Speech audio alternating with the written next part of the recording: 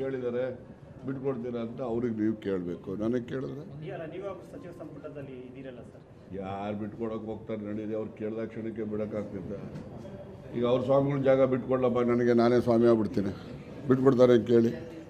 ಸುಮ್ಮನೆ ಅವೆಲ್ಲ ಆಗೋವಂಥದ್ದು ಹೇಳಿದ್ರೆ ನಡೀತದೆ. ಆಗದಿರೋ ಈಗ ಸ್ವಾಮಿಗಳು ಎಸ್ ನಾಳೆಯಿಂದ ನಾನು ಬೇಕಾದ್ರೆ ಕಾವಿ ಬಟ್ಟೆ ಹಾಕೊಂಡು ತಂದು ಬಿಟ್ಕೊಡ್ತಾರಾ? ಅವರು ಬಿಟ್ಕೊಡಲ್ಲ, ಇವರು ಬಿಟ್ಕೊಡಲ್ಲ, ನಡೀರಿ.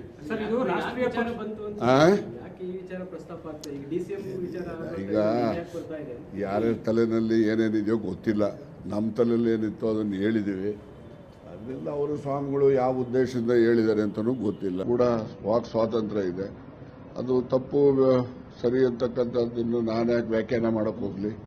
ಅಲ್ಲ ಸರ್, ನೀವು ಮೊದಲಿಂದಲೂ ಸಿದ್ದರಾಮಯ್ಯನವರು 5 ವರ್ಷ ಸಿಎಂ ಆಗಿ ಇರ್ತಾರೆ ಅಂತ ಪ್ರತಿಪಾದನೆ ಮಾಡ್ತಾ ಇದ್ರಿ. ಇಂಥ ಸಂದರ್ಭದಲ್ಲಿ ಸ್ವಾಮೀಜಿಯೊಬ್ಬರು ಡಿ ಕೆ ಶಿವಕುಮಾರ್ಗೆ ಸಿಎಂ ಸ್ಥಾನ ಬಿಟ್ಕೊಡಿ ಅಂತ ಕೇಳ್ತಾ ಇದ್ದಾರೆ.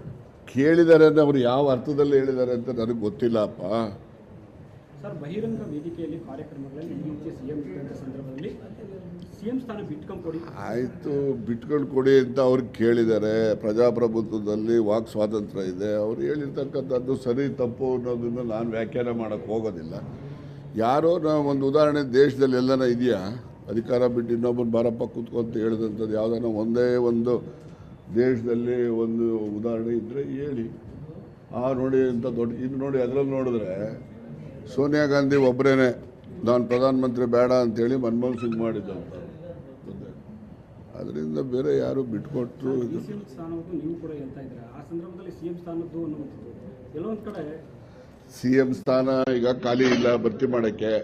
DCM ಸ್ಥಾನಗಳು ಖಾಲಿ ಇವೆ, ಅದನ್ನು ಭರ್ತಿ ಮಾಡಿ ಅಂತ ಹೇಳಿದ್ದೀವಿ ಅಷ್ಟೇ. ಈಗ ನಿಮ್ಮ ಸಮಸ್ಯೆಗಳನ್ನ DK ಶಿ ಅವರು ಮಾತಾಡಿದ್ರು, ಅವ್ರ ಸಮಸ್ಯೆಗಳನ್ನ ಹೈಕಮಾಂಡ್ ಮುಂದೆ ಹೋಗ್ಬೇಕು. ಈಗ ಹೇಳ್ತೀನಿ, ಹೈಕಮಾಂಡ್ಗೂ ಹೇಳ್ತೀನಿ, ಎಲ್ಲ ಕಡೆನೂ ಹೇಳ್ತೀನಿ. ತಪ್ಪೇನು ಹೇಳಿದ್ರೆ ನನಗೇನು DK ಶಿವಕುಮಾರ್ ಹೇಳ್ದಂಗೆ ನಾವು ನಡ್ಕೋಬೇಕು ಅಂತ ಏನಿಲ್ಲ. ನಮಗೆ ಸ್ವಂತ ಬುದ್ಧಿ ಇದೆ, ನಾನು ಲಾ ಗ್ರಾಜುಯೇಟ್ ಇದ್ದೀನಿ, ನನಗೇನು ಬುದ್ಧಿ ಬರ್ತಿತ್ತು ಆ ಬುದ್ಧಿ ಅಂತ ನಾನು ಕೆಲಸ ಮಾಡ್ತೀನಿ, ಮಾತು ಹೇಳ್ತೀನಿ. ಆಯ್ತು, ಪ್ರಚಾರಕ್ಕೋಸ್ಕರನೇ ಹೇಳ್ತಾರೆ ಅಂತ ಅವ್ರು ಹೇಳ್ಕೊಂಡ್ಲಿ ಬಿಡಿ, ನನಗೇನು.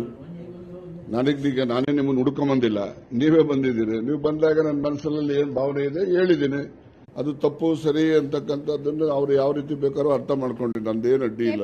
ಅಧ್ಯಕ್ಷ ಸ್ಥಾನ ಬದಲಾವಣೆ ವಿಚಾರ ಕೂಡ ಯಾಕೆ ಸುಮ್ಮನೆ ಟೈಮ್ ವೇಸ್ಟ್ ನಾನು ಕೇಳಿದ್ದೋ ನಾನು ನಂದೆಲ್ಲ ಹೇಳಿದ್ದೋ.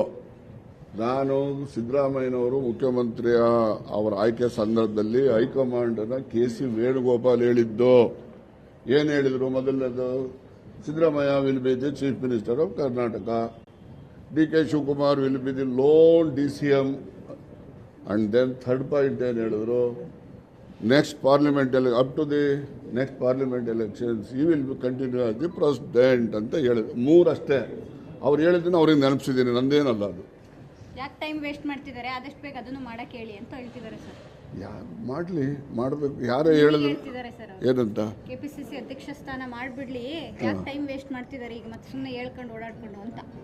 ನೋಡಿ, ನಾನೇನು ಹೇಳಬೇಕು ಅದು ಹೇಳಿದ್ದೀನಿ. ಕೇಳೋದು ಬಿಡೋದು ಹೈಕಮಾಂಡ್ ಅವರು ಸೇರಿದ್ದು, ಹೈಕಮಾಂಡ್ ಅವ್ರು ಮಾಡೋರು ತಾನೆ. ಲೋಕಸಭೆ ಚುನಾವಣೆ ಆಗ್ತಿದಂಗೆ ನೆನ್ನೆ ಕಾಂಗ್ರೆಸ್ ಶಾಸಕ ಚನ್ನಗಿರಿ ಶಾಸಕರು ಹೇಳ್ತಾರೆ ಸಿಎಂ ಸ್ಥಾನ ಬಿಟ್ಕೊಂಡು. ಸ್ಪಷ್ಟ ಮಾಡ್ತಕ್ಕಂಥದ್ದು ಕಾಂಗ್ರೆಸ್ ಪಾರ್ಟಿನಲ್ಲಿ ಹೈಕಮಾಂಡ್ ಇದೆ. ನಾನು ಹೇಳಲಿ, ಇನ್ನೊಬ್ರು ಹೇಳಲಿ, ಏನಾರ ಹೇಳಲಿ, ಅಂತಿಮವಾಗಿ ಅವರು ನಿರ್ಣಯ ತೆಗೆದುಕೊಳ್ತಾರೆ. ಅವ್ರ ನಿರ್ಣಯಕ್ಕೆ ಎಲ್ಲರೂ ಕೂಡ ಬದ್ಧರಾಗಿರ್ತೀವಿ.